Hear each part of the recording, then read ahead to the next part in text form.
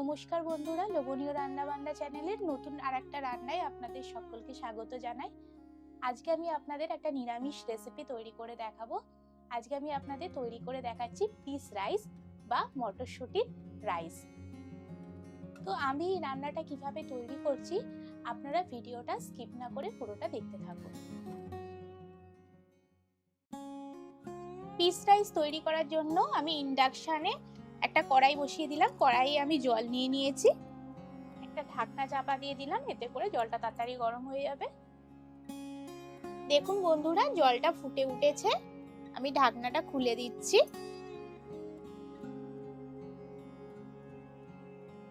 এখন আমি এতে দিয়ে দেব 300 গ্রাম দেরাদুন বাসমতি রাইস। এই চালটা আমি আগে থেকেই ধুয়ে রেখেছিলাম, আমি দিয়ে দিচ্ছি।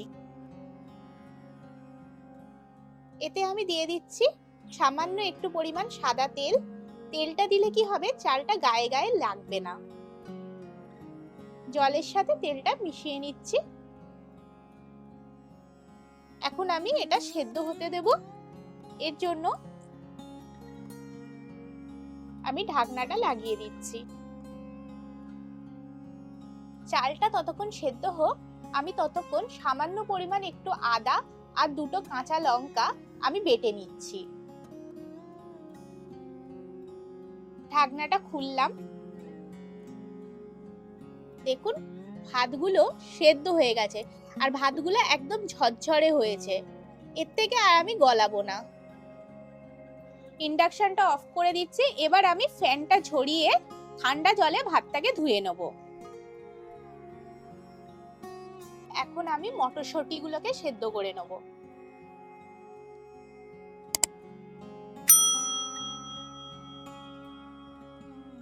মটরশুঁটিগুলো ততক্ষণ সেদ্ধ হোক। দেখুন বন্ধুরা, ঢাকনাটা খুলছি, মটরশুঁটিগুলো সেদ্ধ হয়ে গেছে। এখন আমি ইন্ডাকশনটা অফ করে মটরশুঁটিগুলো ছেঁকে তুলে নেব। কড়াই বসিয়ে দিলাম, এতে দিয়ে দিচ্ছি সাদা তেল, দিয়ে দিচ্ছি 1 টেবিল স্পুন ঘি। ইন্ডাকশনের পাওয়ারটা আমি কমিয়ে দিচ্ছি।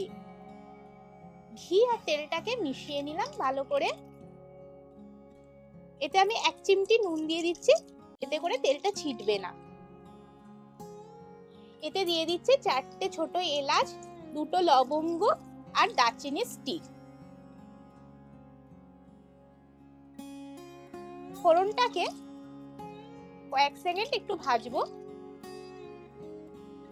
দিয়ে দিচ্ছি বেটে রাখা আদা লঙ্কাটা। বেটে রাখা আদা লঙ্কাটা দিয়ে আমি কষছি। ইন্ডাকশনের পাওয়ারটা কিন্তু একদমই কম আছে। এতে আমি দিয়ে দিচ্ছি সেদ্ধ করে রাখা মটরশুঁটি।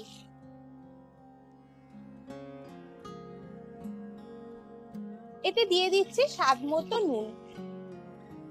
আপনারা আপনাদের স্বাদ মতো নুনটা দেবেন।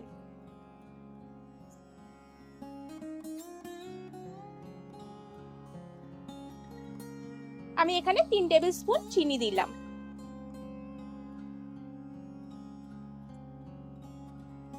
এতে আমি কিছুটা কাজু কিশমিশ দিয়ে দিচ্ছি। এগুলো দিয়ে আমি মটরশুঁটিগুলোকে কষছি। এখন আমি এর মধ্যে, মটরশুঁটিটা কষা হয়ে গেছে, এখন আমি এর মধ্যে সেদ্ধ করে রাখা ভাতটা দিয়ে দিচ্ছি। ইন্ডাকশনের পাওয়ারটা কিন্তু কমই আছে, আমি এখন আর বাড়াবো না। মটরশুঁটিটাকে ভাতের সাথে মিশিয়ে নেব খুন্তির সাহায্যে। ইন্ডাকশনের পাওয়ারটা আমি এবার মিডিয়ামে রাখবো। আপনারা গ্যাসের আঁচটাকে এবার মিডিয়ামে রাখবেন। 800-তে রেখেছি। এতে আমি দিয়ে দিচ্ছি 1/2 টেবিল স্পুন গরম মশলার গুঁড়ো,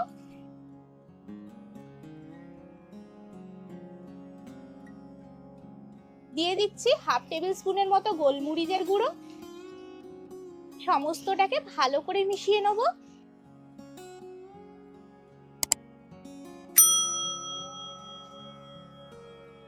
এই পিস রাইসটা মাংস, আলুর দমের সাথে খেতে খুবই ভালো লাগে। নিরামিষ আলুর দম, মাংস এগুলোর সাথে খেতে খুবই ভালো লাগে।